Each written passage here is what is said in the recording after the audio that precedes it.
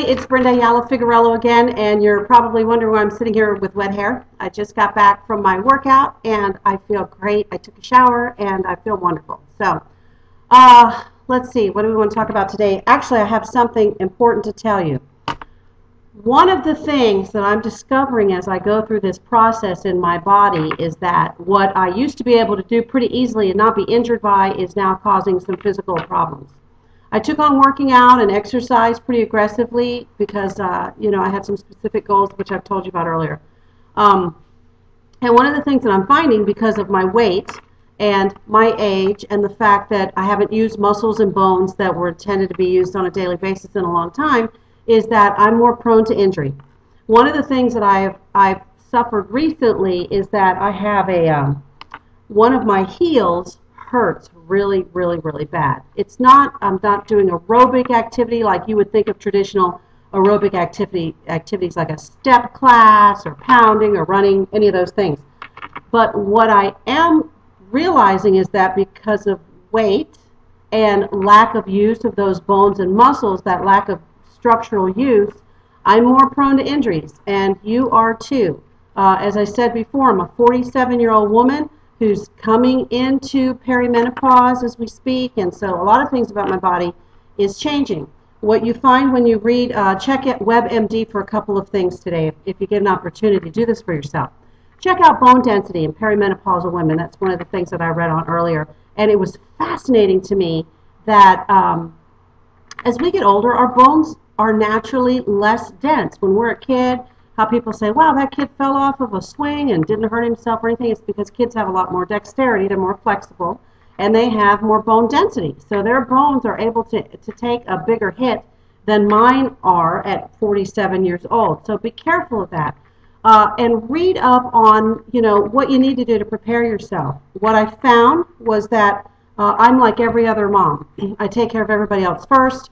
You know, my husband needs something, I take care of that first. My kids need something, I take care of that first. You know, family, friends call on me, they need my help at a garage sale, I take care of them first.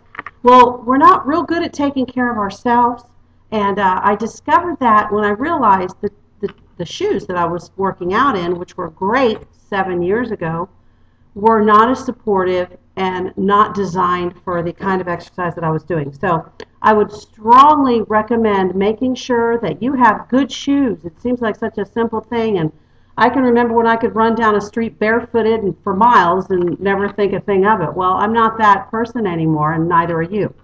So I would strongly recommend and encourage you to go to a good specialty shoe store. One of the things that I found for me that I don't like about the Foot Lockers and the chains and things like that is I've got people giving me shoe recommendations that are 12 years old. I mean, they're young people, nothing wrong with them, but they're not really experts on what I'm doing. So I went to a store here in Tampa called The Running Store, spoke with a very nice man, I believe his name was Bill.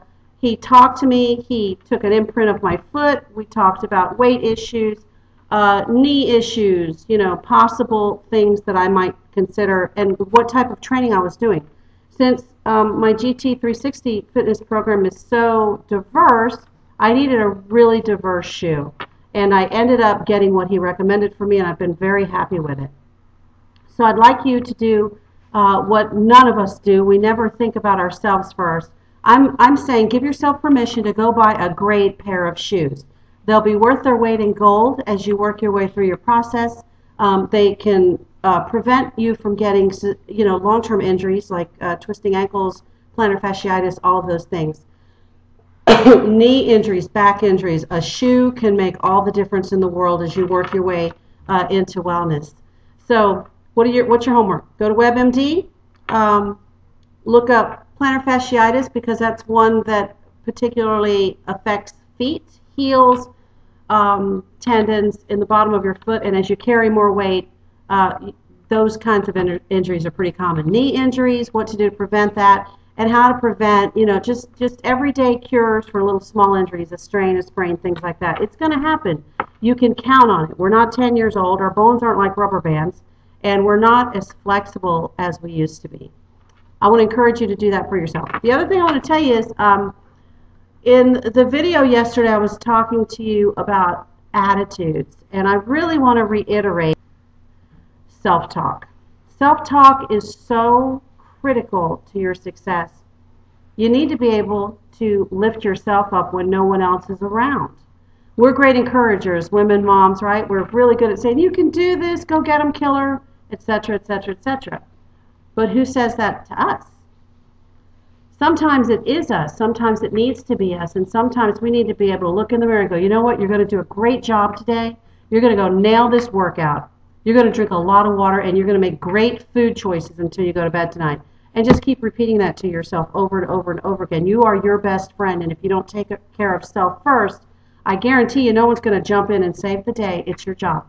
So take care of yourself first, read up, invest in a good pair of shoes, and I'll see you tomorrow.